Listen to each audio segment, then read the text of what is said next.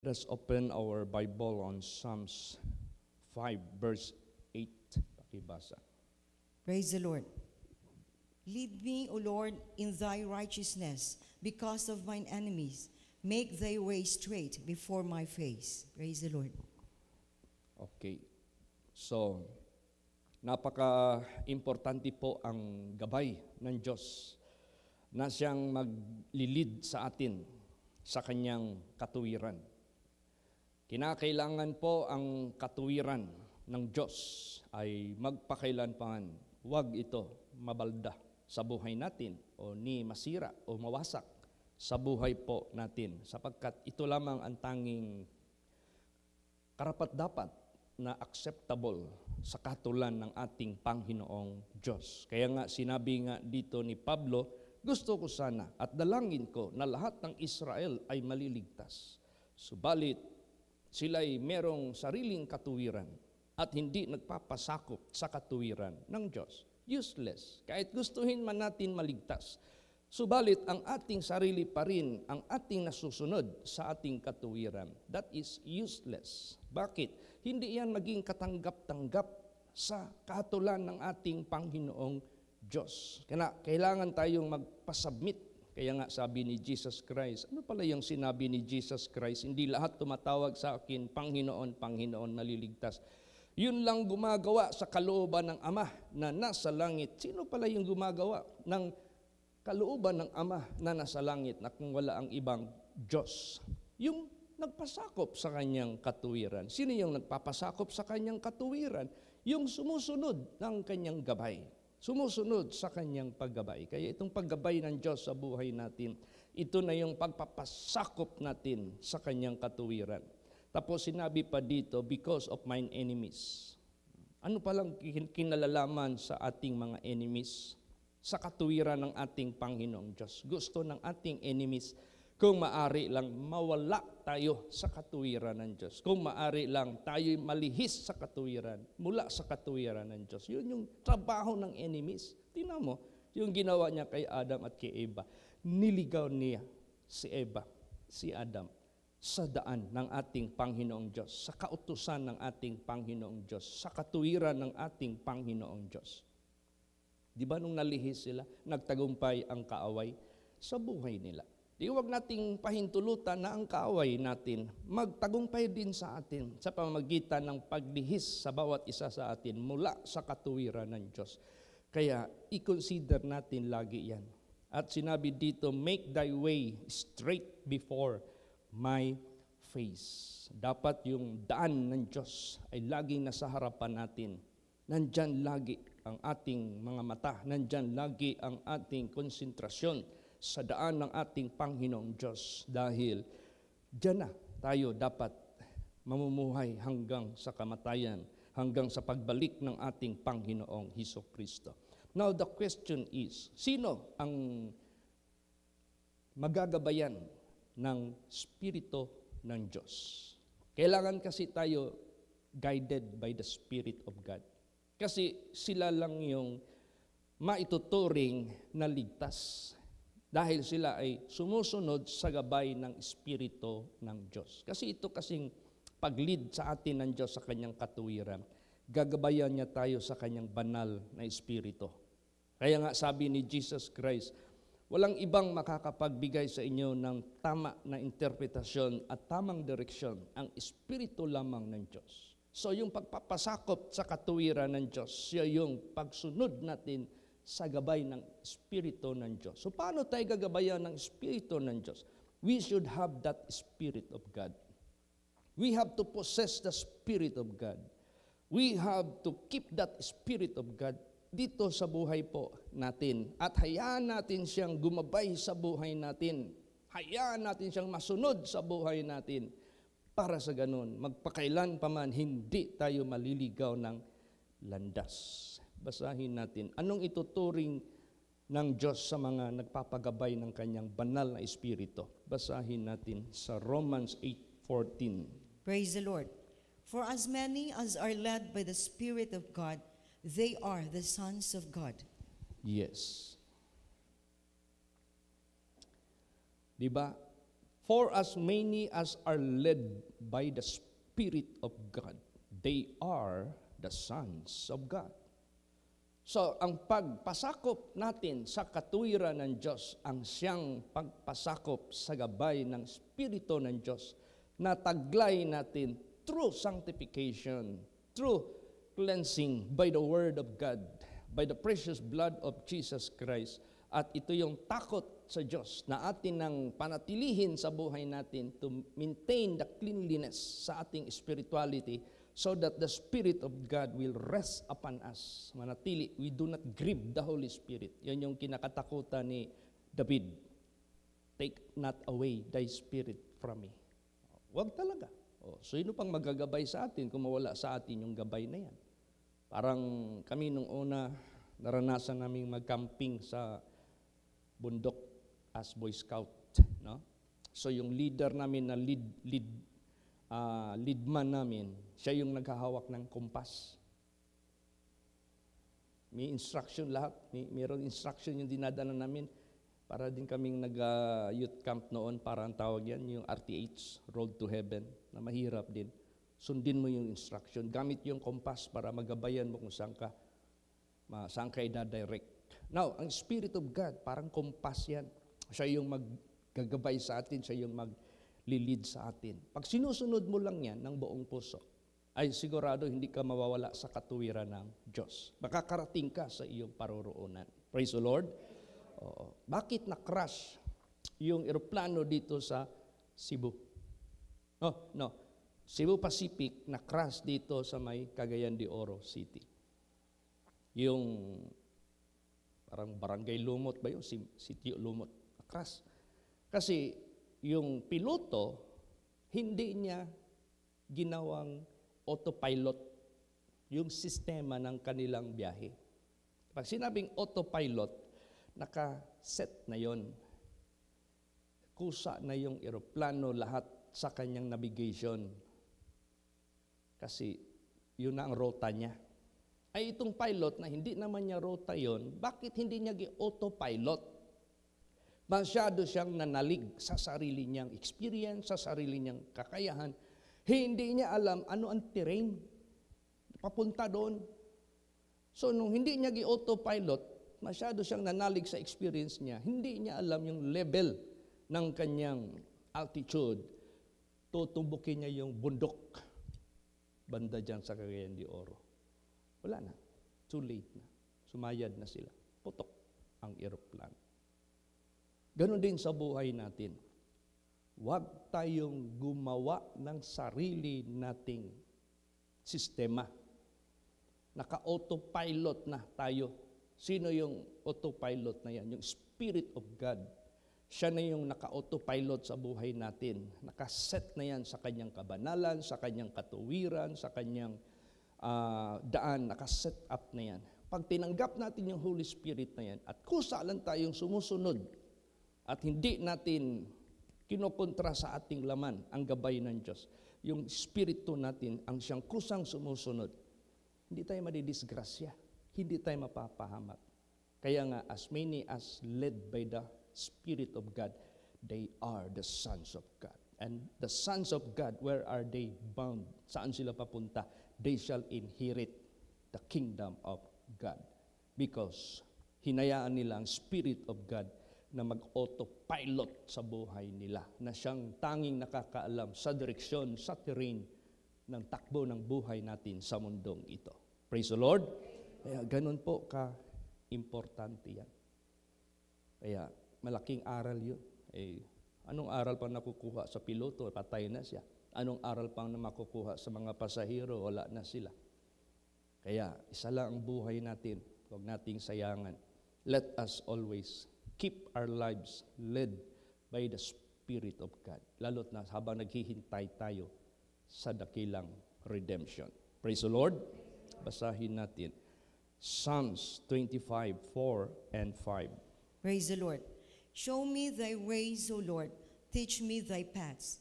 Lead me in thy truth and teach me. For thou art the God of my salvation. On thee do I wait all the day. Yes. Ipakita mo sa akin ang iyong mga daan.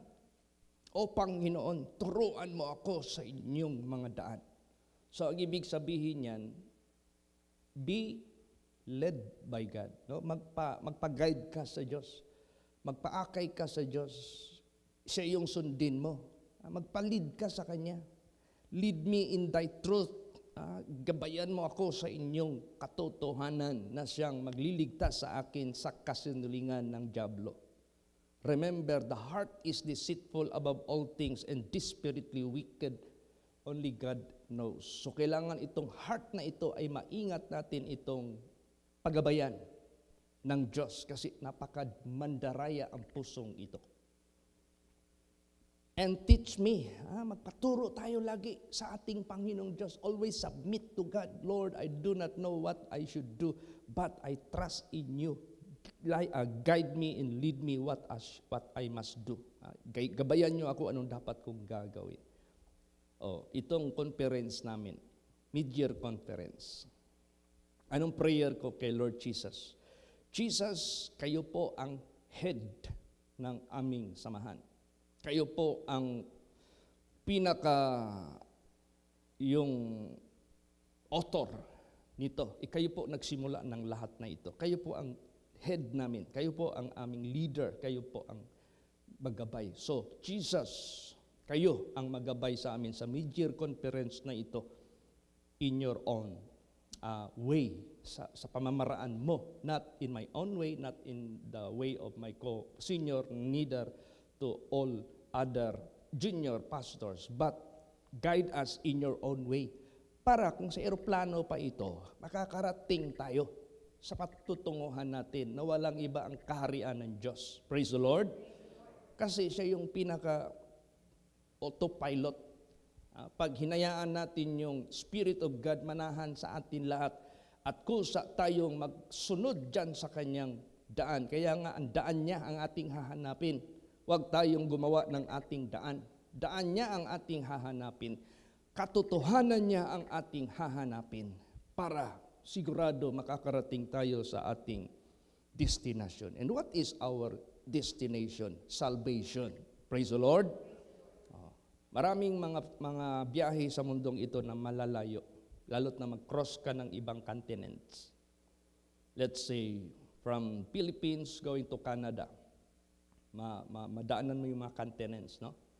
Like Asia, going to North America, sa ibang continent na yan.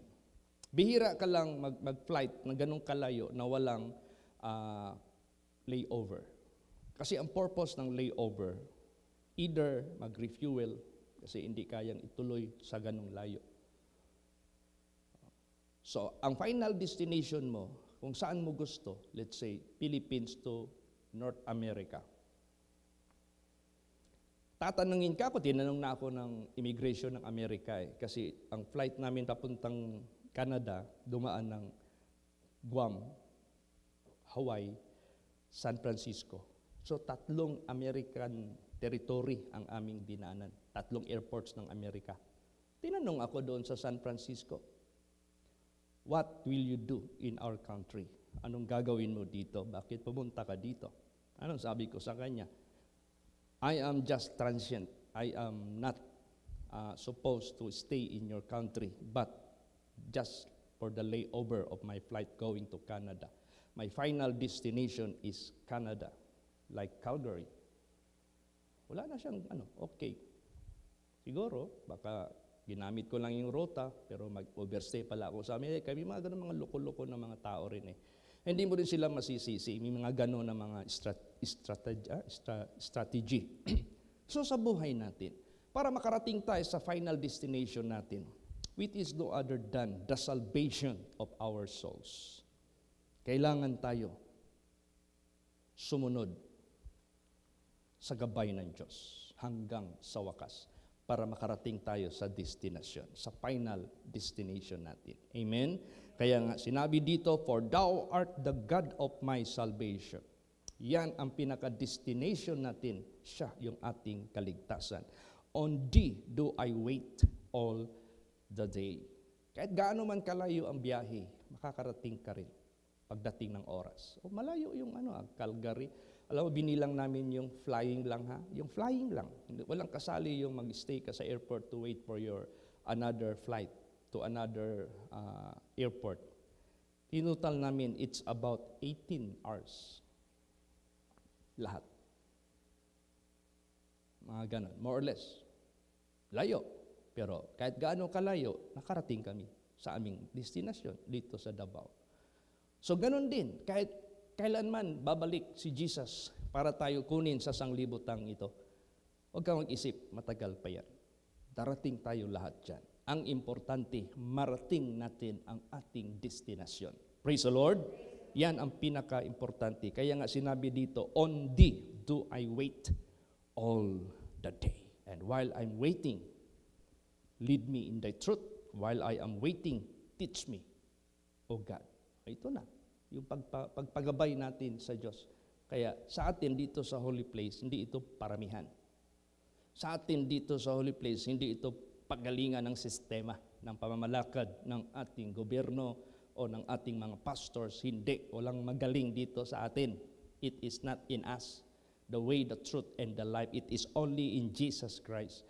Kaya kailangan tayong maging sentro sa ating Panginoong Hesukristo para makarating tayo sa ating destinasyon. Amen? Praise the Lord. So, ano ang pinaka-effective na karakter na tinuturo ng Diyos sa atin para tayo ay kaya ng Diyos gabayan? Kaya ng Diyos gabayan. Basahin natin. Psalms 86 verse 11. Praise the Lord. Teach me thy way, O Lord. I will walk in thy truth.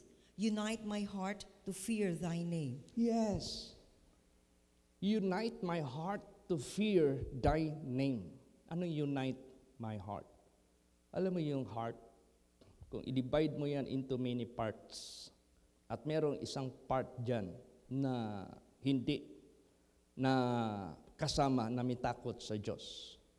Meron pa ring loophole, meron pa ring butas, papasukan ng masamang espiritu para ikaw ay ilihis ng landas.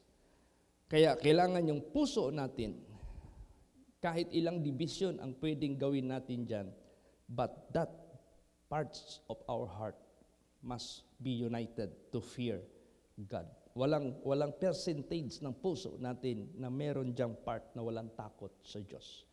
Kasi pag meron dyan walang takot sa Diyos, merong mapapasukan ang kaaway natin para madrag niya ang buong puso natin sa kasamaan. Kaya nga, that is the most important na dapat nating hingiin sa Diyos. Unite my heart to fear thee, O God.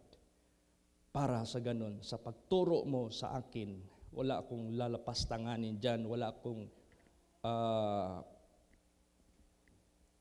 aapakan dyan.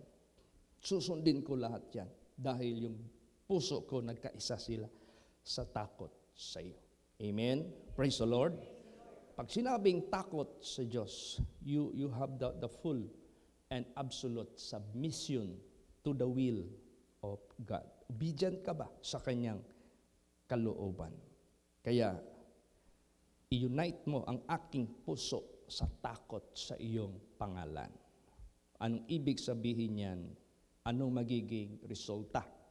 What will be the result? Para bang yellow, that is primary color. Blue, that is primary color. Pag hinalo mo yung yellow at saka blue, mag-result ng secondary color. Anong resulta, Sister Susan? Hindi, you name the secondary color. Blue is primary. Yellow is primary. Pag i-mix mo yung dalawa na yan, anong secondary color ang lalabas, ha? Hindi, ang yellow-green, that is tertiary already. Green. Green. Yan yung result. Pag i-mix mo ang blue at saka yellow, equals green. Pag i-mix mo ang yellow and red, puro mga primary yan, secondary, orange ang labas. Ganon. Praise the Lord. Pag blue at saka red, violet ang labas. So, pag ang takot sa Diyos ay ang yung heart natin nag-unite sa takot sa Diyos, ano ang maging result? Basahin natin. Psalms 119 verse 10. Praise the Lord. With my whole heart have I sought thee. O let me not wander from thy commandments. Yan. Pag buong puso natin siyang susundin at magpapasubmit tayo sa Kanya, hindi tayo magwawander. Wonder dito, hindi ito W-O, W-A. Iba yung W-O, nagtataka ka. Ito naman, W-A, wonder. Ibig sabihin yun, mawawala ka. Ang resulta, pag buong puso, nag-unite yung puso natin sa takot sa Diyos, hindi tayo mawawala sa Kanyang commandments. Praise the Lord. Hindi ka ma-mislead, kumbaga pa. Tuloy-tuloy. Kaya yan ang importante. Bakit kailangan yung puso natin mag-unite in the fear of the Lord? Para ito ay buong puso sa Kanya na sa tutugon sa Kanyang anumang igabay niya sa atin. Hindi tayo mawawala magpakailan paman.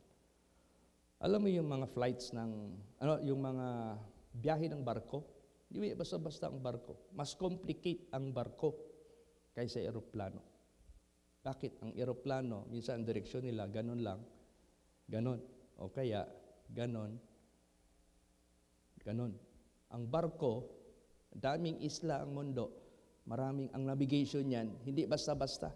So, kaya kailangan nila yung monitor, nandoon yung kumpas, nandoon yung direksyon, nandoon yung location ng kanilang takbo, nandoon yung weather situation. Lahat yan, nandyan. Ang daming i-consider nila dyan. So, ganun din sa buhay natin. Sa takbo ng buhay natin sa sanglibutang ito. Napakarami nating sasagupain na iba't ibang mga kalagayan ng ating buhay na posibleng mabunggo tayo sa ikakapahamak natin. Pero kung yung gabay ng Diyos, yung buong puso, ang kailangan natin na walang isa dyan na porsyon sa puso natin nalilihis. Sigurado tayo, makakarating tayo safe and sound sa ating destinasyon. Basahin natin. Proverbs 3, 5 hanggang 6. Praise the Lord. Trust in the Lord with all thine heart, and lean not unto thine own understanding. In all thy ways acknowledge Him, and He shall direct thy paths. Yan. Trust in the Lord with all thine heart. Manalig ka sa Panginoon ng buong puso. Pag ikaw ay sumunod sa ating Panginoong Hesukristo, at minsan parang ramdam mo may turbulence sa buhay mo. Alam mo, naranasan namin for the first time. Sa ika-6 na naming biyahe-biyahe papuntang Canada. First time pa kami na pinasakay doon sa pinakabuntot halos. Ito pa lang, pag nandoon ka nakasakay sa buntot, damang-dama mo yung bumpy, yung turbulence. Parang sasakyan, kung bus. Kung nandoon ka sa pinakalikod, lahat ng lubak, sasaluin mo doon. Kunting uga lang doon ang laki na. Para bang high-rise building. Pag lindol, ang ground floor, hindi niya nila gaano maramdaman ang lakas ng intensity. Dito ang lakas niyan.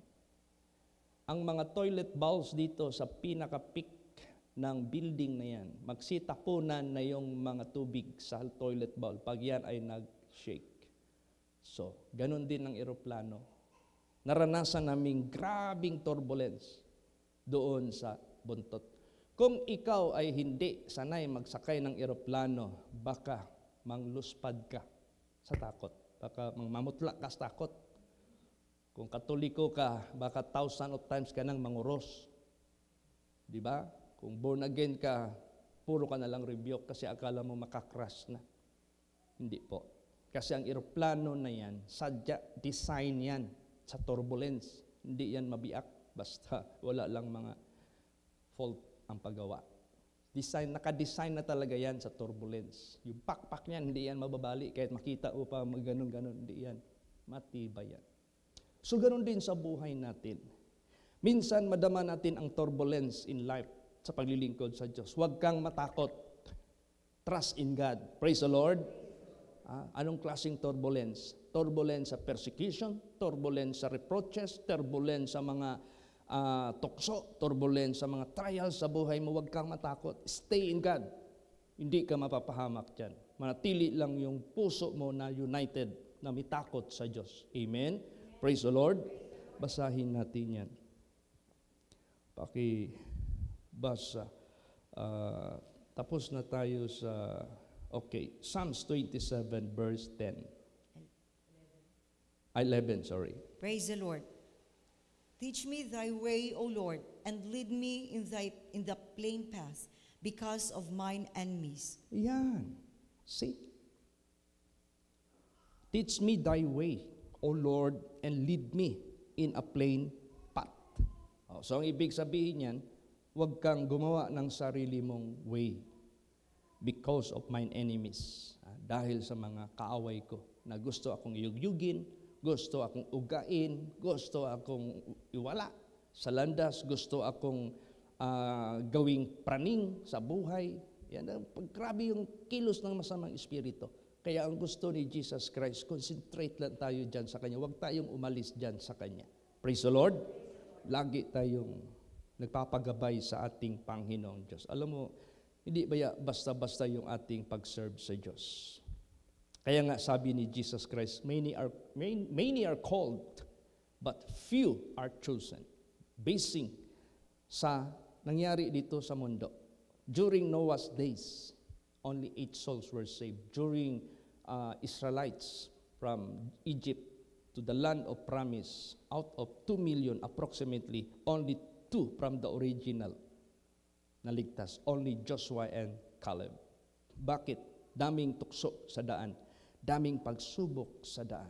Daming magagaling sa daan. Mas mamagaling pa sa Diyos.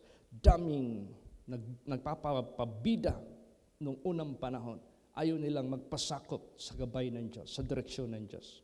Kaya, napahamak sila. Kaya sa buhay natin, dahil sa gawa ng kaaway, huwag tayong mawala sa pamamaraan ng Diyos. Praise the Lord. Huwag tayong mawala sa Kanyang direksyon.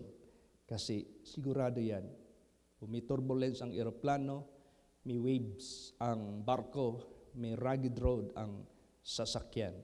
Ganon din ang ating biyahe papuntang langit. Praise the Lord. We experience much tribulation going to the kingdom of God. Basahin natin. Bakit? Psalms 56, 5 and 6. Praise the Lord. Every day they wrest my words. All their thoughts are against me for evil. They gather themselves together. They hide themselves. They mark my steps when they wait for my soul. Yan ang ginagawa ng dyablo sa buhay natin. Yan ang ginagawa ng taning sa buhay natin. Every day, they wrest my words. Ano pala yung your words? The words of God. Praise the Lord. The words of God. Gusto niyang i-corrupt sa isip sa buhay natin. The words of God. Gusto niyang i-confuse sa buhay natin. The words of God, gusto niyang panghinaan sa buhay natin. Yung bang i-cripple niya ang credibility ng, tinan mo, anong political war sa ating bansa? Anong nanonotice niyo sa political war sa ating bansa? War of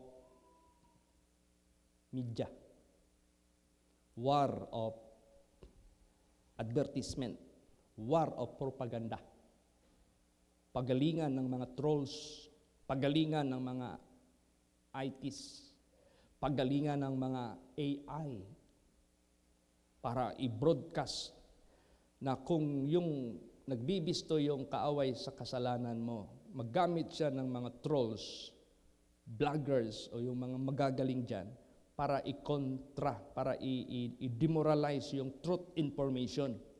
Ganun na ang nangyayari ngayon. Kung ganyan ang nangyari sa political system ng ating bansa at hindi lang sa atin, sa iba pang bansa, ganun din ang spiritual warfare natin sa mundong ito. Kung maari lang, siraan tayo ng loob sa pamamaraan ng Diyos at wawalain tayo sa Kanyang pamamaraan at gagawa tayo ng sarili nating daan.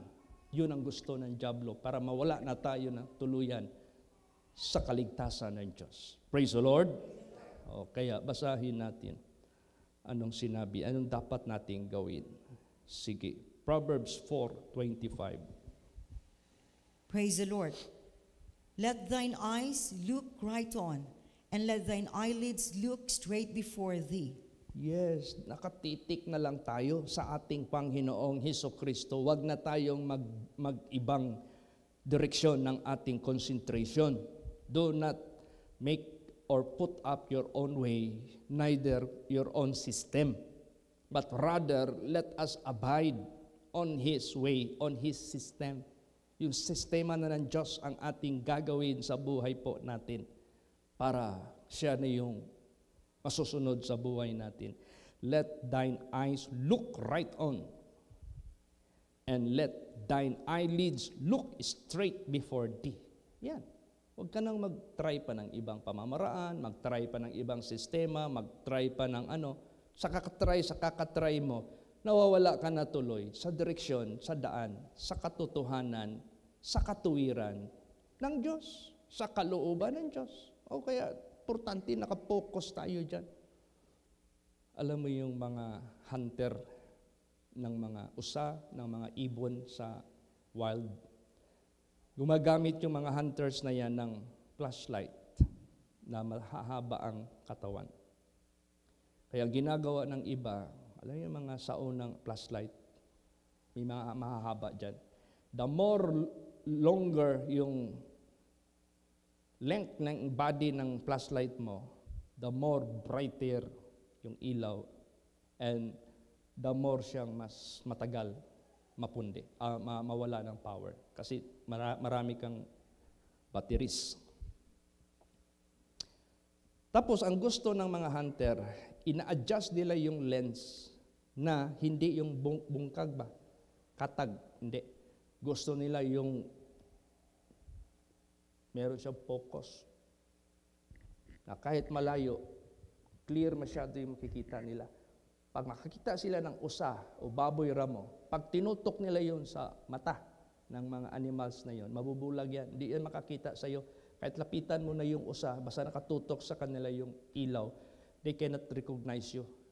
Nakakahuli sila. So, ganun din sa buhay natin. Praise the Lord. Kailangan nakapokus tayo masyado dyan kay Jesus Christ. Huwag tayong mag-alis dyan ng direksyon para hindi tayo ma-mislead, hindi tayo mawala ng ibang direksyon. Look thine eyes right on, and let thine eyelids look straight before thee. Tapos, huwag na tayong mag-ikis-ikis pa. Basahin natin. O kaliwat kanan. Sige. Hebrews 12:13. Praise the Lord. And make straight paths for your feet, lest that which is lame be turned out of the way, but let it rather be healed. Yan. Gawin mo na matuwid ang iyong daan ng iyong mga paa. Baka yang pilay na yan ay malisa o ma-out of way, but let it rather be healed. No? Minsan ang tao, minsan pag hindi nakapokus sa way ng ating Panginoon Diyos, susubok ka ng ibang way o sarili mong way o nakopya mo yung way sa iba o nakopya mo yung way doon sa labas. Pag yan ay tuloy-tuloy, mawawala ka ng tuluyan. Ang sinabi dyan, let it be rather be healed. Dapat gagaling yan, dapat mabalik ka sa tamang landas. Amen? Now, ano ang pinaka-bottom line nito? Paano tayo magpasakop sa gabay ng Espiritu ng Diyos? Paano tayo lalakad sa daan ng Diyos? Ito ang bottom line. Last verse. Pakibasa. Romans 8:13. Praise the Lord. For if ye live after the flesh, ye shall die. But if ye through the Spirit do mortify the deeds of the body, ye shall live. Praise the Lord. Yan. See? What do you mean of this? Pag ikaw ay namuhay after the flesh, ano yung after the flesh? You are following your flesh or you are following human way. You are following after the footsteps of the flesh, either your own or the other people. Anong sinabi dyan? Mamamatay ka. You cannot reach the final destination of yours, which is the great salvation.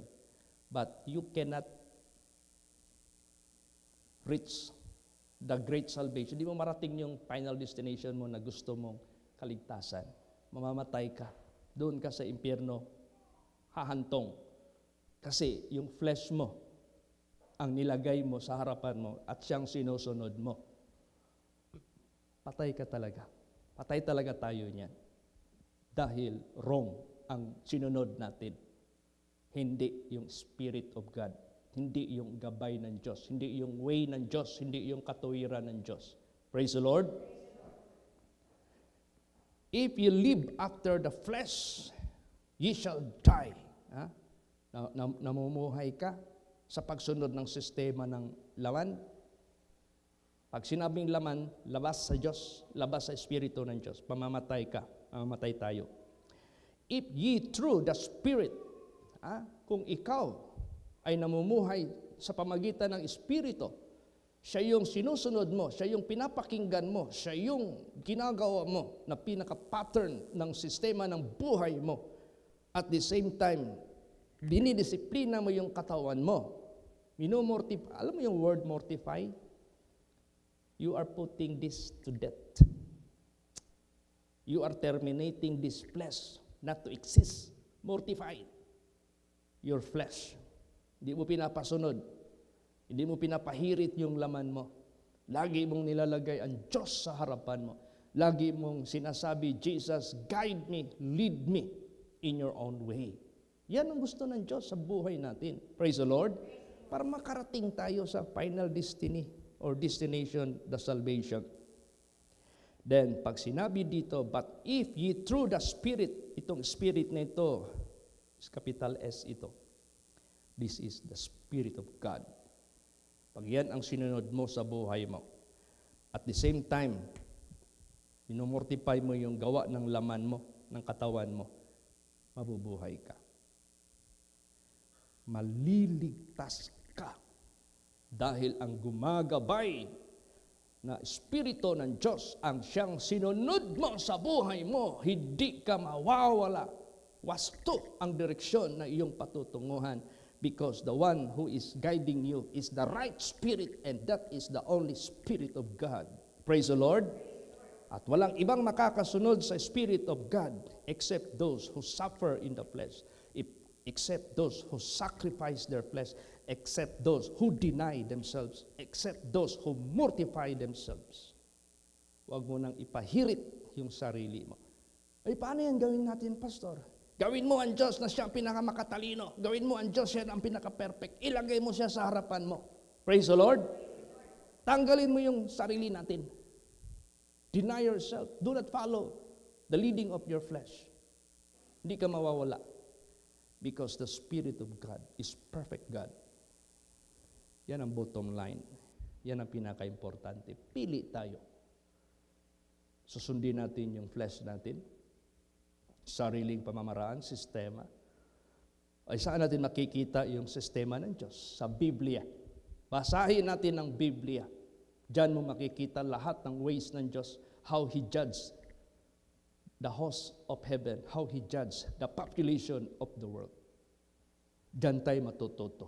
How Jesus Christ made the righteousness of God na masunod ng tao. Lahat yan, basahin natin yan, kabisaduhin natin yan, magpag-guide tayo sa banal na Espiritu ng Diyos. Sigurado yan. May katiyakan yung ating kaligtasan. Amen? Praise the Lord. Kaya napaka ganda. Lead me, O Lord, in thy righteousness because of mine enemies. Isali na natin yung sarili natin na kaaway. Amen? Sarili natin, ha? Isali mo na yan. Isa yan sa kaaway. Number 1 nga yan sa listahan eh. Make thy way straight. Yung way mo, Panginoon, gawin mong matuwid sa daan ko na walang confusion. Maliwanag pa sa sikat ng araw, yung aking pagtanaw sa daan mo. At yan ang tatahakin ko. Hindi ako lilihis sa kaliwa at kanan dahil nilagay mo sa harapan ko na matuwid ang iyong daan. Dito sa banal na salita ng Diyos. Amen? Praise the Lord.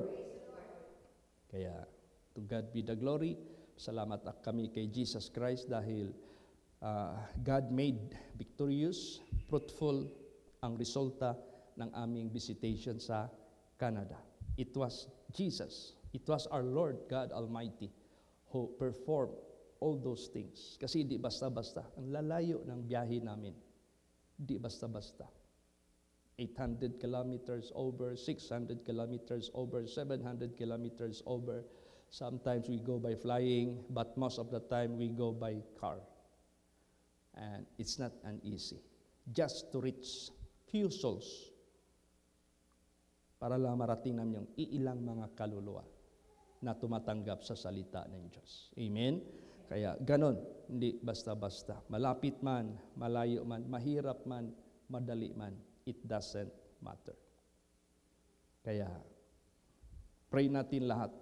Taga-bundok man, taga-syudad, taga-first world countries man, o third or second world countries man, let us spread the gospel in the name of our Lord Jesus Christ, because God is no respecter of person. Amen? Praise the Lord. Saan man tayo ipapadala ni Jesus Christ? Whether by hiking, whether by vehicle, by flying, by boat, whatever. It doesn't matter. Where God lead us, we will follow.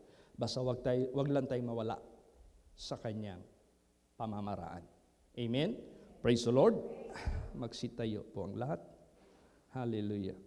Tayo po ay